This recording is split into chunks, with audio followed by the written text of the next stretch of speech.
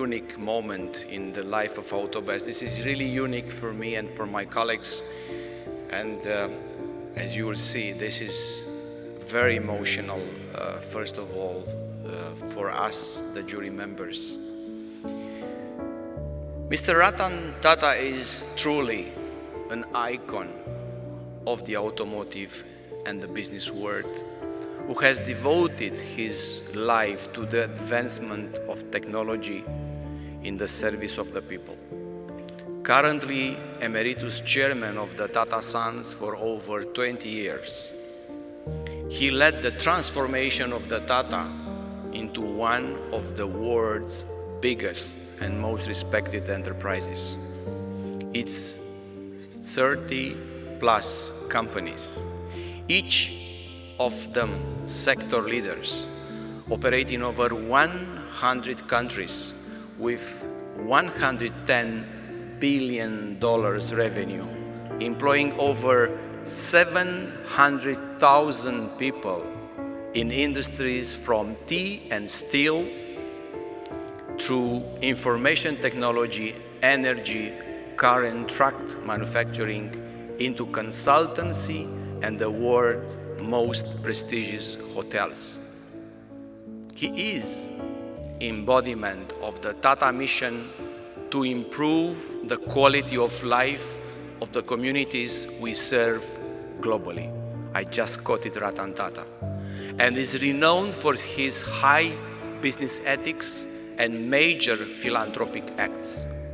2/3 of the Tata Sons share capital is held by philanthropic trusts, which are transforming lives through education, health, livelihood, generation, and art and culture.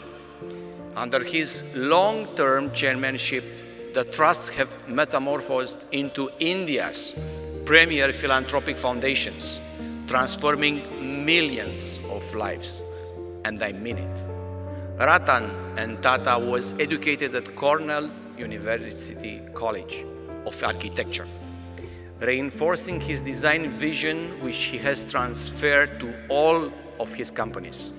He joined Tata Industries, by the way, in 1962, training at Tata Engineering and Locomotive Company.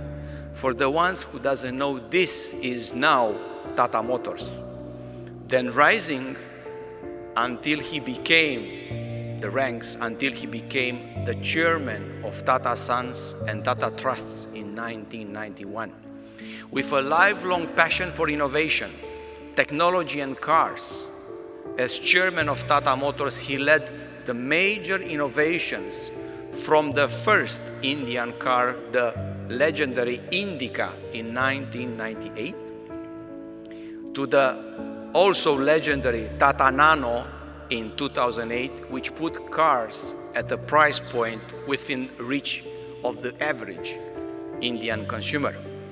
That same year, and it's not a coincidence here, in spite of the reluctance of many people around him in the board, Mr. Tata decided to purchase Jaguar and Land Rover, combining them into a single business which over the last decade has trebled sales and driven innovation in a very successful journey, proven, by the way, by the Company Best Award 2017 of last year.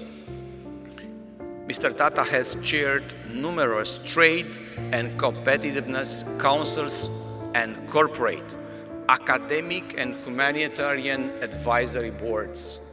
His achievements have been recognized globally, including the Indian Padma Vibhushan, British Knight Grand Cross, French Légion d'honneur, Italian Grand Officer, and honorary citizenship of Singapore. He has been bestowed business, innovation, academic, and humanitarian awards from across the globe.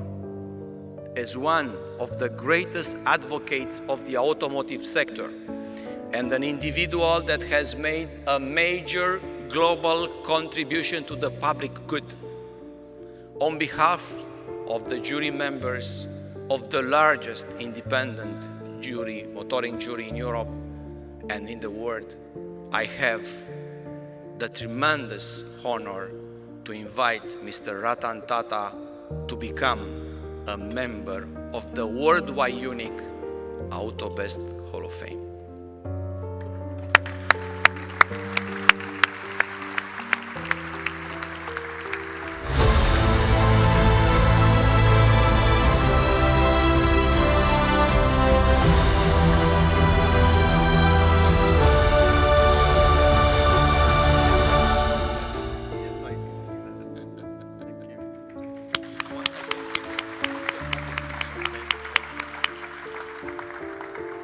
Thank you, Mr. Chairman, and thank you, members of the jury. I can't say enough to express my appreciation for having this great honor bestowed on me. And I honestly will never forget this evening. Thank you. All through my career, there was one company that took most of my attention. That was Tata Engineering, which became Tata Motors. I spent much of my spare time, to the annoyance of some of my colleagues on that company, because the automotive industry to me was one of the most exciting industries I've been involved in. It involved design, style, technology, speed. It was just a life of its own. So today, to share this platform with icons of the industry is something that I'm just very humbled by. Before I sit down, I just thought I'd share with you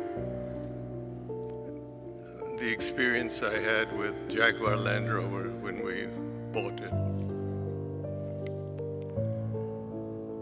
We bought it, and that's too long a story, when Ford decided to sell. And my friends sort of distanced themselves from me by saying, "What are you going to do with this?" Quite frankly, I didn't know. And that refrain changed from "what are you going to do with this" to "how stupid could you be to buy this?" So eventually,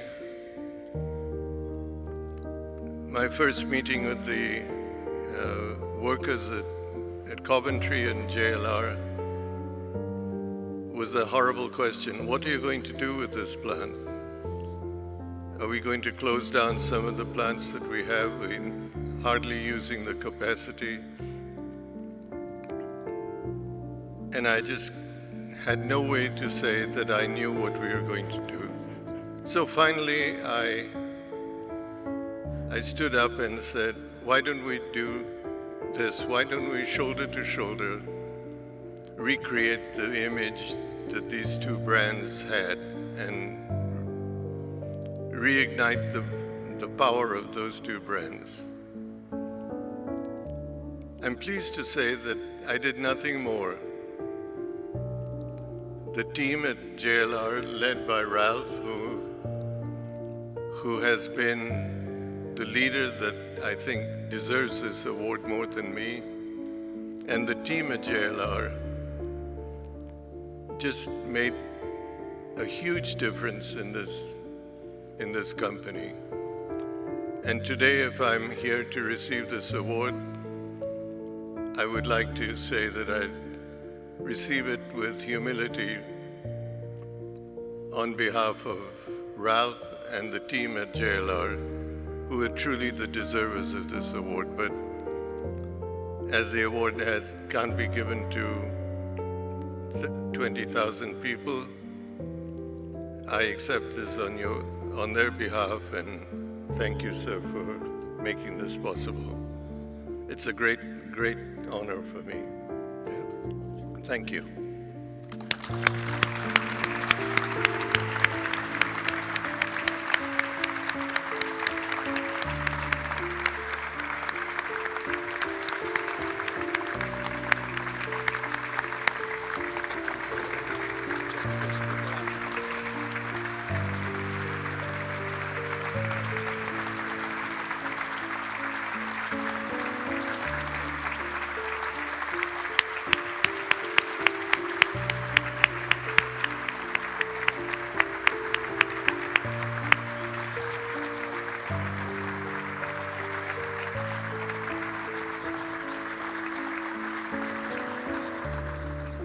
And all of us should be very pleased to play this role and need to support this, because all of us should be keen to unleash the Indian tiger. And we haven't done that as yet.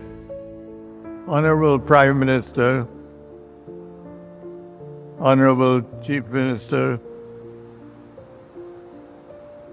and members of the audience,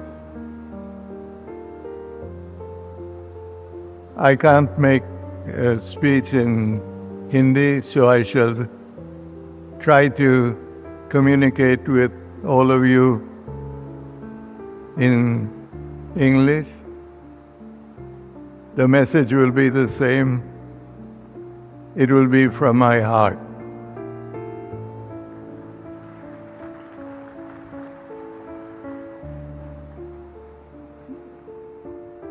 Today is a very important day in the history of the state of Assam. It is a day that raises Assam to a higher level in terms of health care and treatment of cancer that has not been experienced by the other states in the country. It really is a day that cancer, which is not a rich man's disease, is being equipped to serve and treat the millions of people that are inflicted. None of this would have taken place if it had not been for the insight and futurists of our enlightened Chief Minister, who has been the driving force in this entire activity. And of course, none of this could ever happen without the support and the earnest desire to give Assam the recognition it deserves, and that would be our Honorable Prime Minister.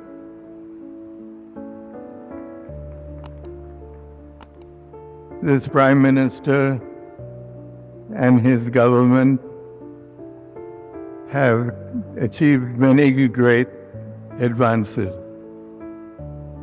And it is humbling and at the same time a question of great pride